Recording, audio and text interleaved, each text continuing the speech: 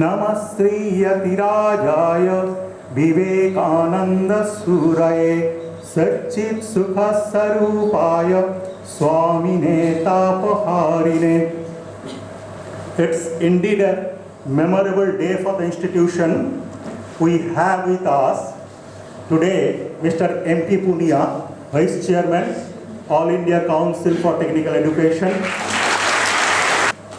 Dr. Manpreet Singh Manna, Director, All India Council for Technical Education, Dr. Ramesh Unikrishnan, he is sitting in the audience.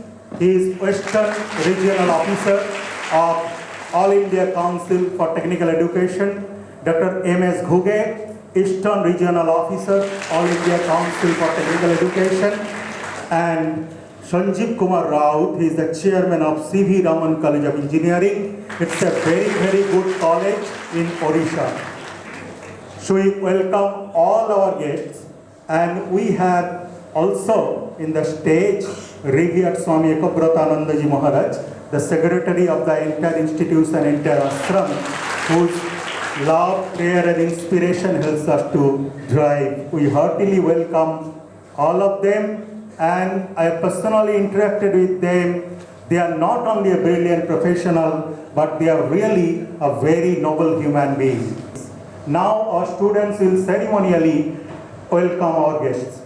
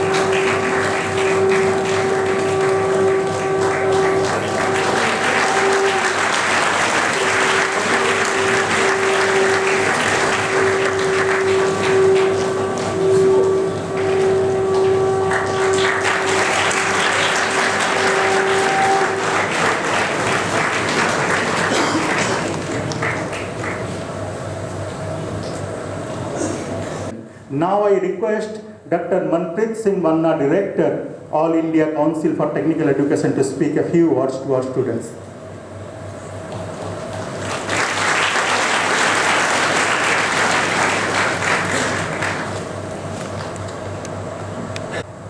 We are here because God wanted us to be here today.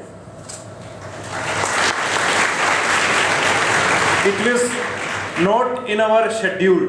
Whenever we'll go for any tour, there is a complete schedule has to be prepared and has to be approved. Then accordingly we cannot go one step ahead and back from that schedule. But it was not in the schedule, but still we are here because God wanted us to be here. This land pulled us here. The magnetic effect. The moment when we entered in this campus, when we were traveling outside, I could see the roads. I was little afraid where I am taking my senior, my colleagues. I am going in the right place or not. Once we entered in the campus, the vibrations, the positivity, the magnetic pull, it is amazing. It's amazing. Out of which polytechnic institutions like this one, we are having more than 2,000 polytechnic institutions. But the students, what they are doing, what we could see in this last half an hour in your room number 32, it given one more confidence to AICT that yes, what exactly we want from the nation, it is happening. It is happening on the earth, it is happening in India. Your models, your concepts, it's coming in a practical form. I'll tell you one thing practically. There is a real example in my life. In my relative's house I was sitting. He asked my washing machine is facing some trouble. I suggested, okay, I'll send my student who's doing MTech thesis with me, in particular in that fuzzy logic only, he may come and identify it. He said, no, please don't send it. If you have any diploma holder, your non-student, please do send it. The reason is very simple. The technical approach, the technical learning, the project learning, the practical learning which comes in your hand can never be feel in my MTech and BTech also. This is a hard fact. And India needs it. That's why we called Make in India, Startup India, Stand Up India.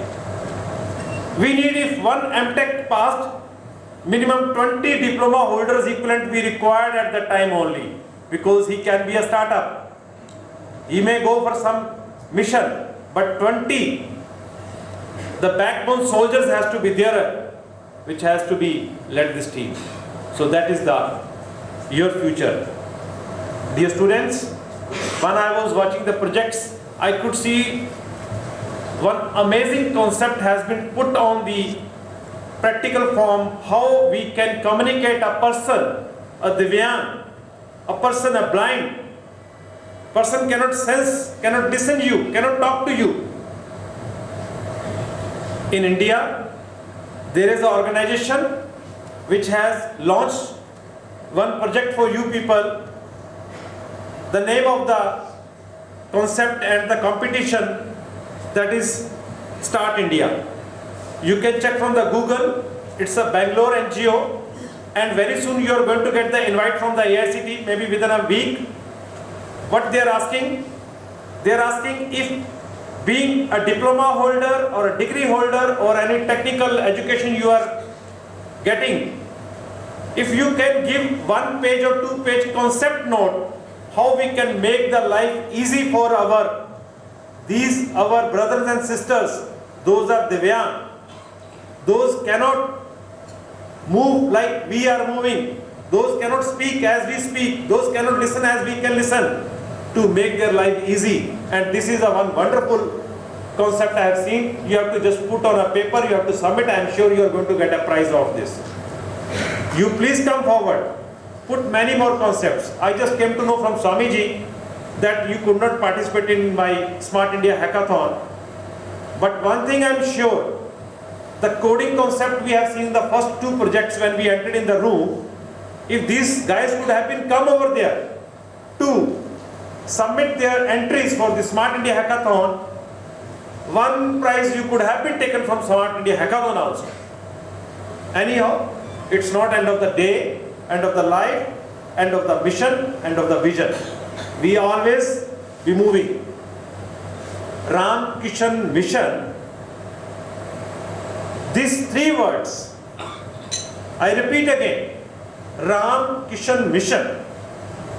If you just get the actual meaning of this, the proper definition of this, it itself completes the life, which makes you give the complete manual of the life, how we can live in this life as a human being first. Humanity is at the most priority for each and every living world. Then your professional studies comes in picture. And here in this institution, and today morning I could get the report from my headquarters generated, and it has been reached to right hand here. Deficiencies are there. I am not denying it. Because when we go through the proper documentation part of the system of the regulator, deficiencies are there. Maybe some lack of labs or laboratories or faculty. But the dedication, the devotion of the management and the students we could see here, I believe this deficiency will never stop your mission and you will be succeeding in your life. So forget it about that. Keep doing your job with the same spirit. We congratulate you for doing this kind of job in this area, and this area is not an ordinary area. You are taking what kind of energy here, I can understand within the next 1 we are going out, we will be missing it. You are staying here, you are getting this energy, you are very lucky than we people. Thank you very much.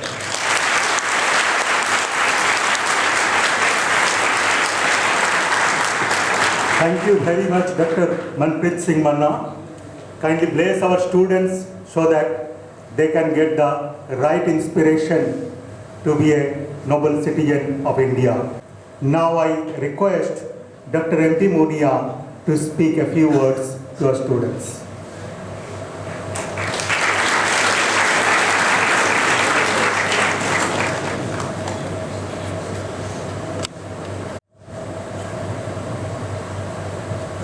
माननीय स्वामी जी, मैं आपको प्रणाम करता हूँ। आपको भी स्वामी जी प्रणाम करता हूँ, नतमस्तक हूँ। आदरणीय मन्ना साहब, हमारे साथी जो रीजनल ऑफिसर हैं इस एरिया के, गुके जी, डॉक्टर रमेश रावत साहब हमारे साथ उड़ीसा से आए हैं, प्रिय शिक्षकों और विद्यार्थियों, आज एक बड़ी भूल हो जाती है हम लोगों से।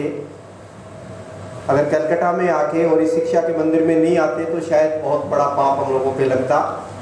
स्वामी जी आपने हमें बताया है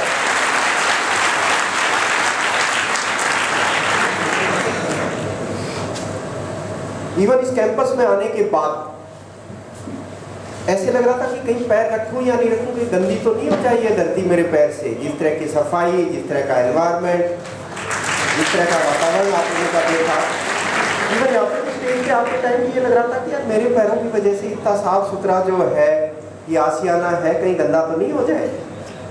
बच्चों, आप लोग बधाई के पात्र हैं, सारे शिक्षक यहाँ के बधाई के पात्र हैं। स्वामी जी जो हमारे साथ में बैठे हुए हैं, स्वामी जी हमारे जो साथ में हैं, बधाई के पात्र हैं कि इस तरह का शिक्षा का मंदिर, और इसका नाम है स्वामी रामकृष्ण शिल्प पीठ। शिल्प का मतलब शिल्पकार, जो विशेष होता है, जो हाथ से कुछ विशेष करने वाला होता है, उसको शिल्पकार कहते हैं। और उनका पीठ है, उनका एक स्थान है जहाँ पे आप लोग सब इकट्ठे हुए हैं। मैं छोटी छोटी 2-3 बातें आप लोगों को बताऊंगा।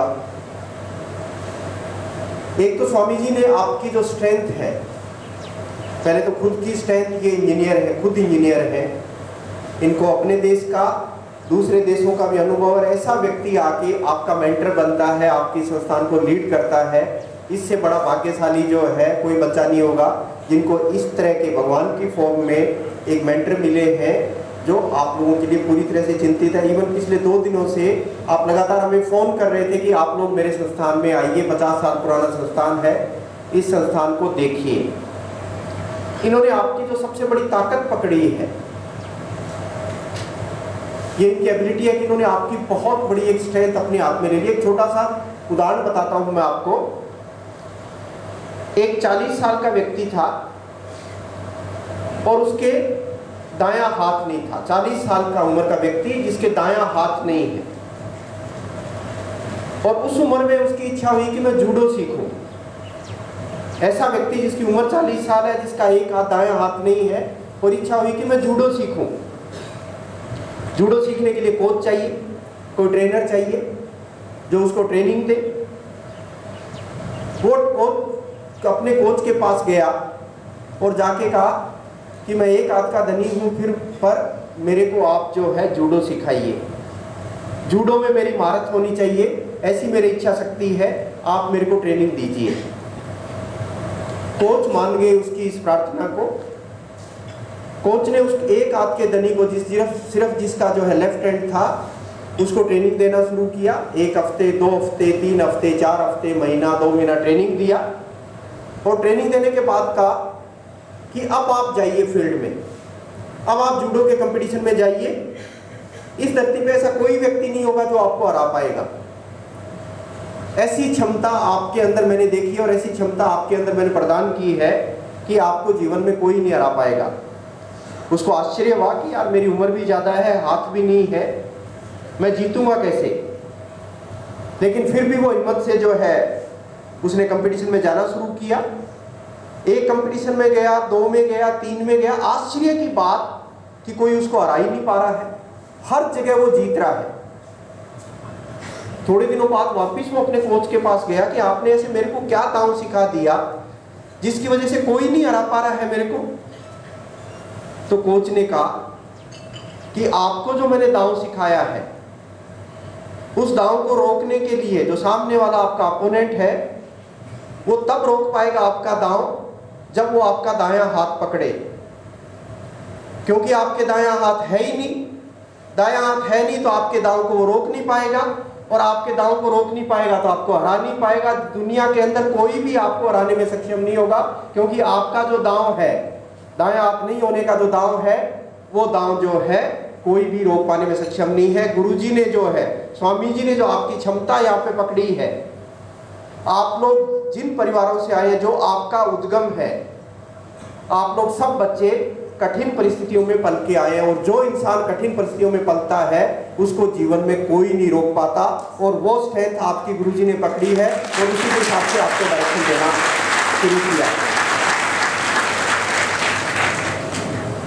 दूसरी बात मैं आप लोगों को ये बताना चाहता हूं कि जीवन में ये मौका मिला है, बहुत बड़ा मौका मिला है, इस मौके को गंवाना मत आप। अपॉर्चुनिटी जीवन में बार बार नहीं आती है, अपॉर्चुनिटीज किसी का वेट भी नहीं करती है। एक लड़का था, वो किसी किसान के घर गया, किसान की बेटी शादी योग्य थी। उस लड़के ने जाके कहा कि आपकी बेटी से मेरे को शादी करना है, मैं आपकी बेटी से शादी करना चाहता हूं। किसान ने कहा बिल्कुल बिल्कुल, मैं मेरी बेटी की शादी करूंगा, पर मैं बेटी का स्वयंवर करूंगा, मेरी कंडीशन है। उस कंडीशन में अगर आप सफल होगे, मैं जो बात कहता हूं, मेरी जो इस व्यवस्था में मैंने जो ठाना हुआ है, अगर उसमें आप कामयाब होते हो तो मैं मेरी बेटी की शादी आपसे करूंगा। बच्चे ने कहा बताओ आपकी क्या कंडीशन है। तो किसान ने कहा कि मेरे घर के पिछवाड़े में 3 बैल बंधे हुए हैं, बैल जानते हो ना, ओक्स, मेरे घर के पिछवाड़े में 3 बैल बंधे हुए हैं, और तीनों बैलों में से एक एक करके मैं खोलूंगा, किसी एक बैल का आपको पूंछ पकड़ना है। अगर आप बैल का पूंछ पकड़ लेते हो तो मैं मेरी बेटी की शादी आपसे जो है कर दूंगा। लड़का बड़ा खुश हुआ, यार बैल का पूंछ पकड़ने में क्या दिक्कत है, गाँव में तो डेली हम जो है पशुओं के पूंछ पकड़ते हैं, ये तो बड़ी इजी सी स्वयंवर की बहुत इजी सी कंडीशन है, पकड़ लूंगा कोई बात नहीं। किसान और उस लड़के के बीच में समझौता हो गया। किसान घर के पिछवाड़े में गया, जाके एक बैल को खोला, लेकिन बैल बड़ा ताकतवर था, काफी दिनों से बंधा हुआ था, एकदम से जैसे ही खोला बैल को, बहुत ही ज्यादा ताकत से, बहुत ही ज्यादा अनुशासनहीनता करता हुआ बैल कूदता हुआ बाहर की तरफ भाग के आ रहा है लड़के की तरफ। लड़का डर गया कि यार ऐसे बैल के अगर पूंछ के हाथ लगा लिया तो जान ही नहीं बचेगी। स्वयंवर तो तब होंगे जब जान होगी, अगर मान लो जान ही नहीं बची तो स्वयंवर का एक है। पर कोई बात नहीं, कोई बात नहीं, अभी 2 अपॉर्चुनिटी और है, एक ही जा रहा है, ये तो क्या फर्क पड़ रहा है, दूसरे 2 में से किसी का एक बैल का पूंछ पकड़ लूंगा, कोई बात नहीं, जाने दो। उसने उस बैल को जो है जाने दिया, एक मौका, एक अपॉर्चुनिटी उसने गंवा दी। किसान वापिस अपने घर के पिछवाड़े में गया, इस बार दूसरे बैल को खोला, इस बार वाला बैल उससे ही ज्यादा अनुशासनहीन, बड़े बड़े उसके सींग, बहुत जोर से आवाजें करते हुए, बहुत ताकत के साथ और गति के साथ दौड़ता हुआ जो है बाहर की तरफ भाग रहा है। अब लड़का इस बार फिर डर गया, ने कहा यार इसमें भी ये सौदा भी जो है कामयाबी वाला सौदा नहीं है, इस बैल के भी पूंछ की तरफ क्या, इसकी तो देखना ही इसकी तरफ जो है हानिकारक है, पूंछ तो पकड़ना दूर की बात है। तो उसने उस बैल को भी जाने दिया। Second opportunity has gone. पर अभी भी वो खुश था कि शादी तो करनी है, किसान की बेटी से शादी करनी है, बिकॉज तीसरी अपॉर्चुनिटी अभी भी बची हुई है। तीसरा बैल खुलेगा, उसको जकड़ लूंगा मैं, पूंछ क्या पूरे को पकड़ लूंगा। किसान तीसरी बार गया घर के पिछवाड़े में, इस बार जो बैल खोला बिल्कुल थका हुआ, बिल्कुल थका हुआ, बिल्कुल कमजोर जो है, इवन चलना भी मुश्किल हो रहा था बैल के लिए। लड़का मन ही मन खुश हो रहा था, अननेसेसरी रिस्क लेता, उन बड़े बलवान बैलों के अगर हाथ डालता कुछ न कुछ नस करा लेता, ये तो इतनी इजी अपॉर्चुनिटी पड़ी हुई थी, ये तो चला ही नहीं जा रहा। धीरे धीरे बैल चलते चलते जैसे उसके पास से गुजरने लगा, लड़का कूदा पूंछ पकड़ने के लिए, लेकिन इस बार इस बैल के पूंछ है ही नहीं, ये बिना पूंछ का। क्या निष्कर्ष निकलता है इससे? जब अपॉर्चुनिटी उसको मिल रही थी तब है, उस अपॉर्चुनिटी को गंवाना मत। और इससे बड़ी अपॉर्चुनिटी मेरे हिसाब से इस धरती में, भारत देश में आपको कहीं पे भी नहीं मिलेगी। जैसे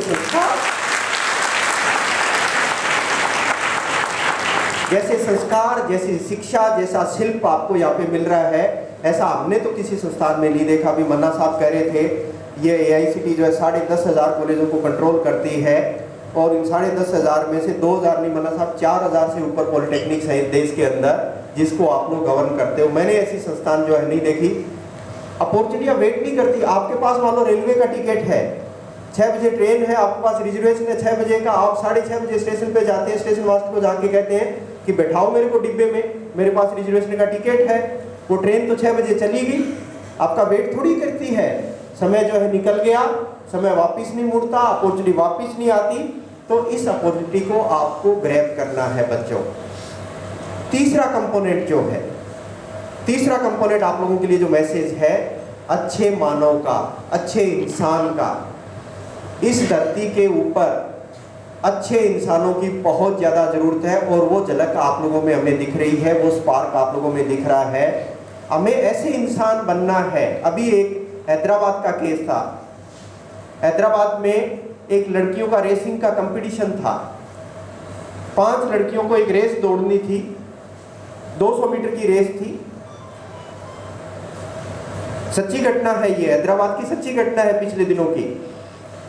500 लड़कियों ने दौड़ना शुरू किया, और सबका टारगेट क्या होता है रेस में? कि मैं जीतूं। यही होता है, दौड़ तो इसी चीज की होती है कि मैं जीतूं। जैसे ही उन्होंने दौड़ना शुरू किया, थोड़ी दूर चलने के बाद, थोड़ी दूर दौड़ने के बाद एक बच्ची गिर गई उन 5 में से। 5 में से एक बच्ची गिर गई, चारों जो है थोड़ी आगे निकली, पर उनको एकदम से पता चला कि हमारी जो साथी थी एक 5वीं, वो गिर गई है। तो अपने टारगेट की तरफ नहीं गई चारों बच्चियां, जो 200 मीटर का डेस्टिनेशन जो टारगेट था उनका, उसकी तरफ नहीं गई। उन बच्चियों ने वापिस, चारों बच्चियां वापिस मुड़ी, वापिस मुड़ के उस बच्ची के पास आई जो गिरी हुई थी। उसको पूछा क्या हुआ, ज्यादा चोट लग गई क्या, क्या चल नहीं पा रही हो, क्या दिक्कत आ रही है? उस बच्ची ने कहा नहीं, मैं चलने में सक्षम नहीं हूं। उन चारों बच्चियों ने उस लड़की जो गिरी हुई थी, उस बच्ची को अपने हाथों में उठाया, और उस हाथों में उठा के चारों लड़कियां उस एक गिरी हुई लड़की को जो जमीन पे गिर गई उसको साथ लेके चल रही हैं, और 5 की 5 जो उनका डेस्टिनेशन था उसके ऊपर एक साथ पहुंची। कौन जीता? कौन जीता? 5 जीते, 5 जीते, 5 विजयी हुए। लेकिन इस कहानी का जो है सबसे बड़ा कष्टदायी पहलू जो है, वो 5 लड़कियां मेंटली रिटार्डेड थी। वो बच्चियां मानसिक रूप से कमजोर बच्चियां थी। अगर आप जैसा, हमारे जैसा बच्चा होता तो क्या सोचता कि यार एक गिर गई, चलो कंपटीशन कम हुआ, अब 4 के अंदर ही कंपटीशन है, एक और गिर जाए तो और कंपटीशन कम होगा। लेकिन उनके अंदर जो भावनाएं हैं, इवन मेंटली रिटार्डेड बच्चों के अंदर भावनाएं हैं, आपस में एक साथ जुड़ के, एक साथ मूव होने की जो भावनाएं हैं, एक साथ कंधे से कंधा मिला के चलने की जो भावनाएं हैं, वो भावनाएं हमें ऐसी बच्चियों से सीखना चाहिए, न कि बहुत बुद्धिमान लोगों से। बुद्धिमान लोग, बहुत बुद्धिमान लोग किसी के साथ ऐसी टीमें नहीं बनाते हैं।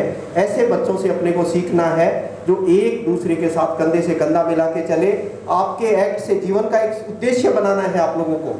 आपके काम की वजह से, आपकी बात की वजह से किसी भी इंसान को, किसी भी इंसान के आंखों में आंसू नहीं आने हैं। ऐसा काम नहीं करें कभी, या ऐसी बात नहीं कहें किसी को जिसकी वजह से दूसरे को कष्ट हो और दूसरे की आंखों में आंसू आए। ऐसे इंसान मत बनना आप लोग। इस शिक्षा के मंदिर में आने के बाद, ऐसे गुरुओं के बीच में आने के बाद, ऐसे शिल्पकारों के बीच में आने के बाद हम अपने आप को बहुत भाग्यशाली महसूस कर रहे हैं।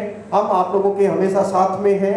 एक 6 महीने बाद हम यही ऑफिसर जो आए हैं आपके पास, हम वापिस आएंगे आपके पास। ये फरवरी का महीना है, ये फरवरी का महीना है। हम लोग 8वें महीने में अगस्त के अंदर आप लोगों के बीच में आएंगे। लेकिन जो जिम्मेवारी मैं देके जा रहा हूं आप लोगों को, जितना आपका हैंड्स ऑन पार्ट देखा, जितने आपके आइडियाज देखे, वो सारे के सारे आइडियाज जो हैं इस कैंपस के अंदर इंप्लीमेंट हुए होने चाहिए। चाहे वो एनर्जी सेविंग का था, चाहे वो स्मार्टनेस का था कैंपस का, चाहे किसी डिसेबल्ड को हेल्प करने का था। ये कैंपस तो स्मार्ट हो, अपन कैंपस स्मार्ट हो गए, हम खुद स्मार्ट हो गए, आपकी कलकत्ता यूनिवर्सिटी स्मार्ट हो गई, दूसरे कॉलेजेस स्मार्ट हो गए, तो कलकत्ता अपने आप स्मार्ट हो जाएगा ना। सो स्मार्टनेस सबसे पहले जो स्वामी रामकृष्ण मिशन का जो ये इंस्टीट्यूट है, इसके अंदर हमें सबसे ज़्यादा स्मार्टनेस यहाँ पे दिखनी चाहिए। इन्हीं शब्दों के साथ फिर से मैं आप लोगों का आभार व्यक्त करता हूँ, आप लोगों को शुभकामनाएं प्रेषित करता हूँ। आपका उज्जवल भविष्य हो, आपके साथ हम कंधे से कंधा मिला के चल सके और हम प्राउड से कह सके कि हम भी भारत देश में ऐसे इंजीनियर्स तैयार कर रहे हैं। Thank you very much.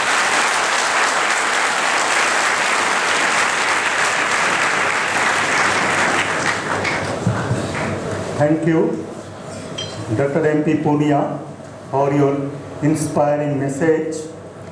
It's a really great day for the institution, and our students are really blessed to have these two noble professionals with us and their valuable message. Now I request Dr. Punia to finish his tea. Meanwhile, our student will sing a Vedic hymn.